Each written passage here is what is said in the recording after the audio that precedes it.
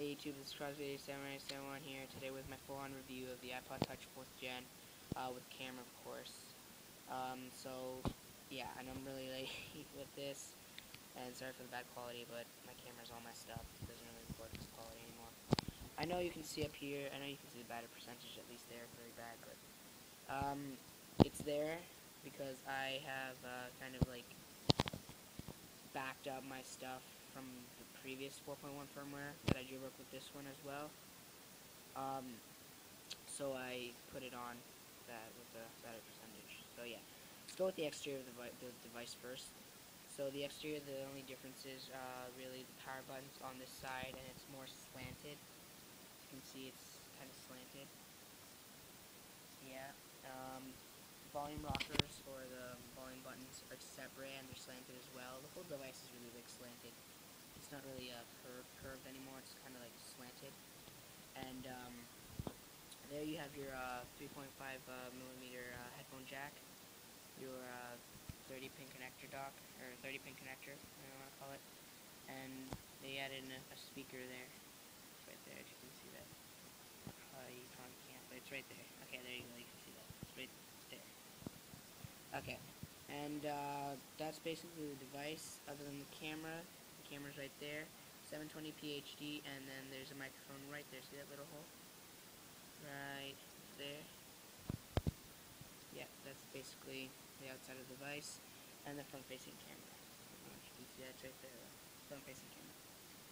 And the retina display. But yeah, first thing, let's go to the camera app. And let's just try this. So, as you can see, the case is right there, so I know it's kind of dark, but turn the brightness up a little bit. Okay, there. That should be good. There you go, see? You can see the camera. 720p HD video. Record. Yep, it falls. Now I'll show you the playback. Playback of it. You can also tilt it. Then with the pictures, pretty good with the pictures too. Taking a picture of this. It's pretty snappy with them. Now the front-facing camera is equally good.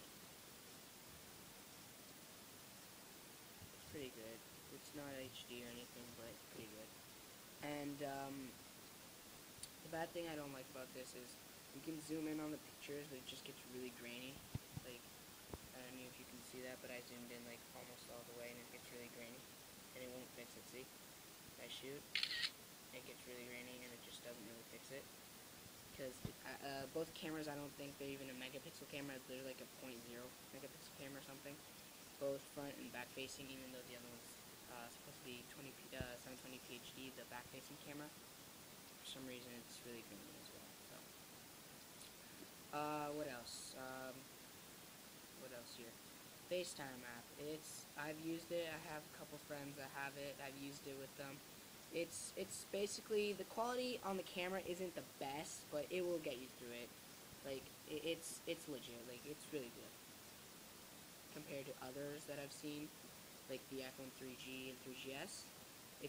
Even if you like record something and then talk to someone like that, like send the video to them, it gets corrupt on the way and it kind of looks a little messed up. Here it's not as bad. It's actually pretty good. The other thing here is basically the retina display, and hopefully you can see that, but it's retina display. It's 640 by 980, I think, inch per second. It's 640 by 960 pixels per inch. So there's about, I'd say, there's a bunch of pixels here, so it makes it a lot clearer. Okay. Width-wise, it's I think about half a centimeter thinner, or less, like longer, like width-wise, as the 3rd gen iPod Touch, because the 3rd gen's like right there, about there, so it's about half a centimeter, and it's also a little bit thinner. I'd say about a millimeter, 2 millimeters. It's not too much thinner, but it is. Other than that, the home button's the same. The only thing I really don't like about it too much is the power button's over here. Like, I don't have a problem with it being on the other side. It's just it's slanted, so it doesn't really feel. It's not really too easy to like press. Because say it's in your pocket or it's on the ground, for instance, and you want to like unlock it.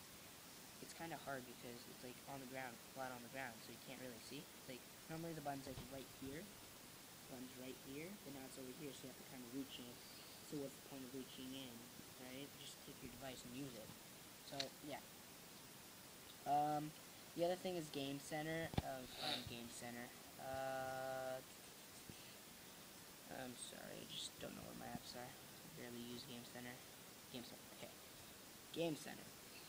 Okay, so Game Center is basically this thing that has your stats on and everything. I really do not get the point of this. As you can see, I have like 2, 3, 4. I don't know where that came from, but I don't know. I don't think I have that. Whatever. I have 4 games apparently, 4 games, and I have no clue why Game Center exists because it's really stupid. Like all it does basically it keeps your stats and friends and games you have. That's the only thing. Like I have not figured out how to play on this because apparently you can play, but I have not figured out how. Like so, there's no real point. So, but other than that, it's pretty nice layout. Pretty easy to use. All you need is your iTunes account, and yeah. The next big thing I think is let's go see anything here.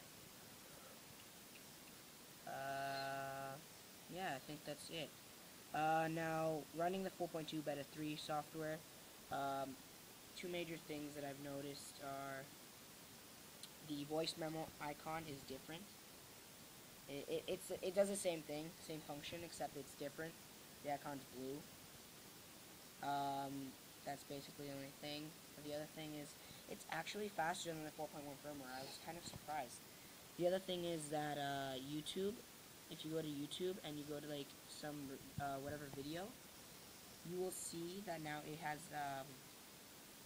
thumbs up. See, thumbs up and percent, 100% thumbs up. And when you go to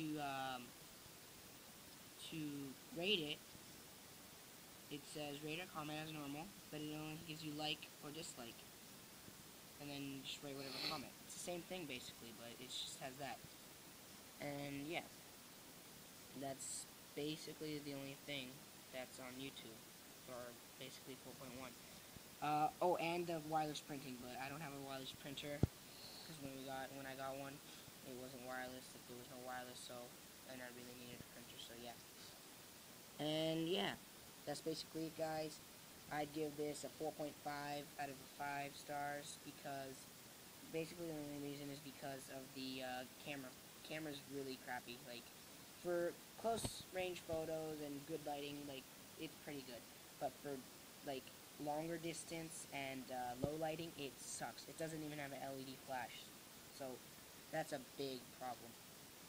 And I know they're supposed to have both, like, the iPhone 4 and this one, the iPod Touch 4th Gen, are supposed to have Retina display. I don't think this one does, like, compared to the iPhone 4, because it looks good, but when you tilt it on an angle like this, and you put the camera, like, right there, it doesn't really look like you can see both of them. The screen's the same. The iPhone 4 looks a little bit, like, less bright, and it looks better than the iPod Touch 4th Gen, even if you have it set both at a different brightness. But, yeah. I know you guys probably don't get me, but just bear with me, okay? So yeah, guys, this has been my full-on review of the iPod Touch 4th Gen 32 gig model, and I'll have one of my friends' YouTube channel in the link. His YouTube is Smiley10, I think, or no, I don't know what it is. I'll put it in the description. So yeah, guys, comment, rate, subscribe, and peace.